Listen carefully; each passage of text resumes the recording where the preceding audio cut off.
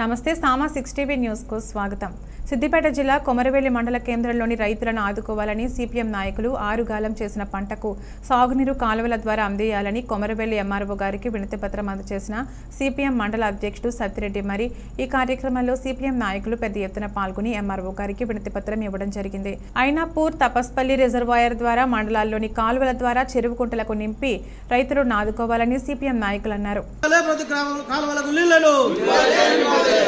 ఎండిపోతున్న వర్షాలకు నీళ్లను నింపాలే, చల్లను నీళ్లను నింపాలే, చల్లను నీళ్లతో నింపాలే, చల్లను నీళ్లతో ఆదుకోవాలి రైతాంగాన్ని, ఆదుకోవాలి రైతాంగాన్ని. జిందాబాద్ జిందాబాద్ జిందాబాద్ జిందాబాద్. పంపిణీ చేయాలి తపస్పల్లి రిజర్వాయర్ నీళ్లను, పంపిణీ చేయాలి తపస్పల్లి రిజర్వాయర్ నీళ్లను.